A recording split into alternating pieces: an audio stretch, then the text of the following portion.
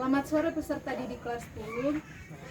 Sore Enci. Saat ini Enci akan panggil absen Angga Monit, Indi Kuhu. Hadir Enci.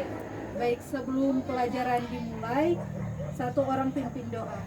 Nanti Angga pimpin doa. Mari kita berdoa. Terima kasih. Dan saat ini kita akan belajar tentang klasifikasi makhluk hidup.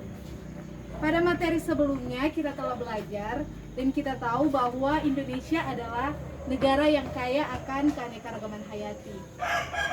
Ketika kita belajar klasifikasi makhluk hidup, kita dapat lebih mudah mengenali persamaan dan perbedaan ciri-ciri yang dimiliki oleh makhluk hidup itu. Kita juga dapat mengetahui hubungan antara satu organisme dengan organisme yang lain. Kita masuk pada materi. Pertama ada dasar klasifikasi. Dasar klasifikasi yaitu ada ciri-ciri morfologi, ada cara reproduksi, manfaat dan kegunaan, ciri-ciri kromosom, kandungan gen dalam kromosom, dan kandungan zat biokimia. Selanjutnya, bagaimana sih proses klasifikasi makhluk hidup? Jadi proses klasifikasi makhluk hidup itu terbagi atas dua, yaitu persamaan dan perbedaan. Ci akan kasih contoh, misalnya Angga memiliki banyak jenis organisme atau hewan dan Angga ingin mengelompokkannya. Jadi hewan yang memiliki persamaan ciri-ciri dijadikan satu kelompok. Misalnya sapi dan kambing. Sapi dan kambing memiliki persamaan ciri-ciri, yaitu memiliki rambut pada kulitnya dan hewan betinanya memiliki kelenjar susu. Sampai di sini boleh dapat dimengerti? Enci. Baik. Selanjutnya kita masuk pada sistem klasifikasi makhluk hidup. Yang pertama ada klasifikasi sistem ilmiah atau alamiah. Jadi sistem klasifikasi ini membentuk takson sesuai dengan kehendak alam atau menggunakan dasar yaitu persamaan dan perbedaan dari sifat-sifat morfologi. Selanjutnya ada klasifikasi sistem artifisial atau buatan. Jadi klasifikasi sistem artifisial ini mengutamakan tujuan yang praktis. Contohnya, berdasarkan kegunaannya, tumbuhan dibedakan menjadi tanaman hias, tanaman obat-obatan, dan tanaman peneduh. Selanjutnya ada klasifikasi sistem filogenetik. Jadi, klasifikasi sistem ini didasarkan pada jauh dekatnya kekerabatan antar organisme atau kelompok satu dengan kelompok lainnya. Yang didasarkan pada morfologi, anatomi, dan fisiologi. Contohnya, tumbuhan tembakau mengandung nikotin. Tumbuhan kecubu mengandung skopotamin. Akan tetapi kedua tumbuhan tersebut mengandung alkaloida yang sama, sehingga kedua tumbuhan tersebut dikelompokkan dalam satu suku. Boleh dapat dimengerti?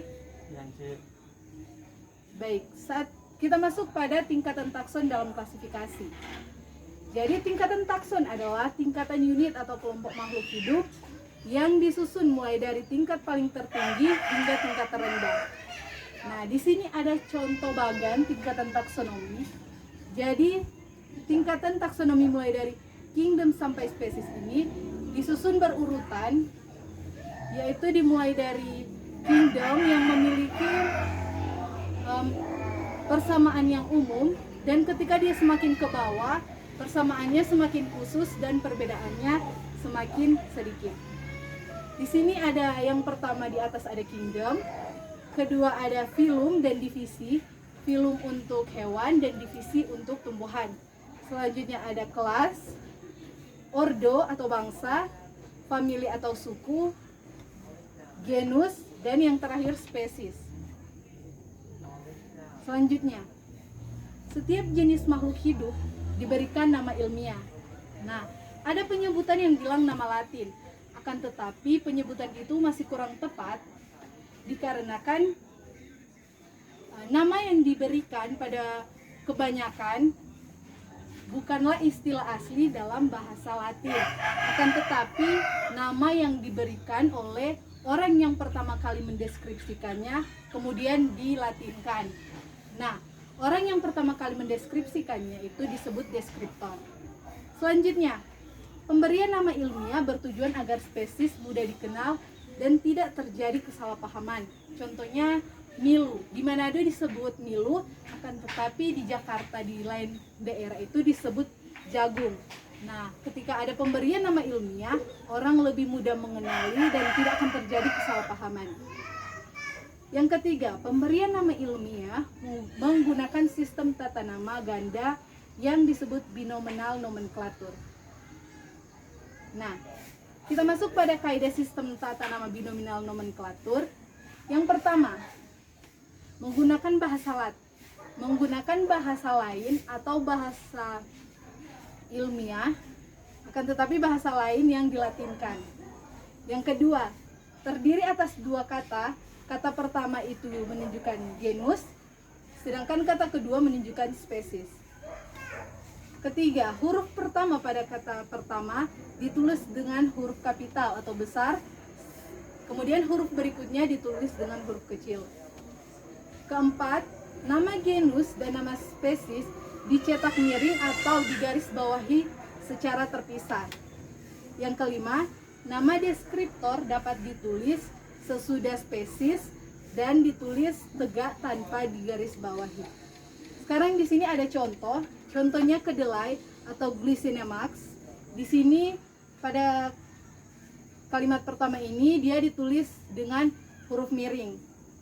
Selanjutnya pada kalimat kedua ini dia ditulis dengan digaris bawahi. Jadi penulisan itu tepat, dan di belakang Glycinemax itu ada mer atau meril, yaitu nama deskriptor. Jadi nama deskriptor ini ditulis sesudah spesies tanpa garis bawah dan ditulis tegak. Boleh dimengerti?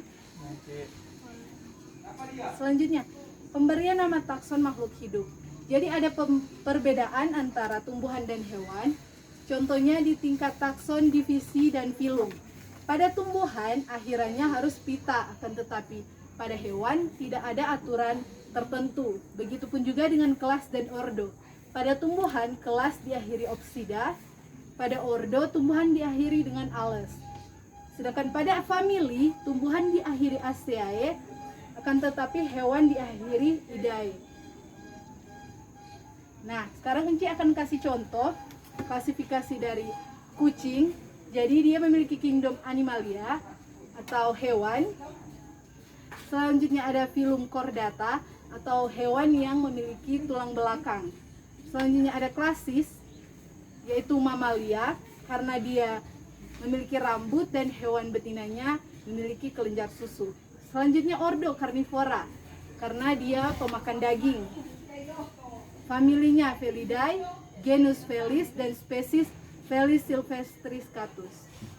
Selanjutnya Enci kasih contoh pada tumbuhan. Ada klasifikasi dari jagung, kingdomnya Plantae, divisionya Magnoliophyta atau tumbuhan berbunga, klasisnya Liliopsida atau tumbuhan berkeping satu. Selanjutnya ordo Poales, famili Poaceae, genus C, dan spesies Simes. Baiklah, materi kita sampai di situ. Ada yang ingin bertanya? Baiklah, kalau sudah tidak ada, berarti Enci anggap materi kita pada hari ini sudah dapat dimengerti. Baik, saat ini Enci akan kasih tugas LKPD pada kalian.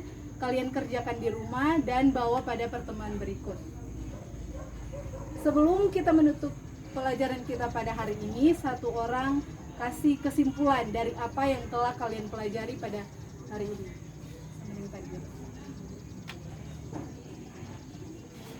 Silakan.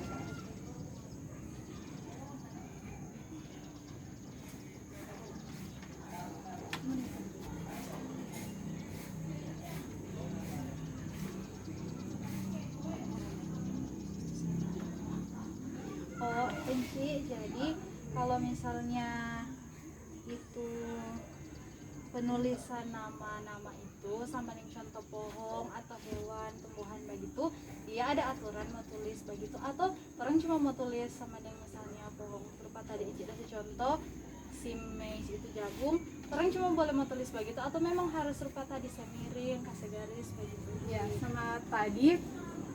Jadi aturannya penulisan nama ilmiah yang benar dia itu harus digarisbawahi secara terpisah atau ditulis miring. Dan huruf pertamanya harus huruf kapital. Sudah mengerti? Sudah nanti Baik. Sebelum kita menutup pelajaran kita akan tutup dengan doa. Satu orang pimpin doa.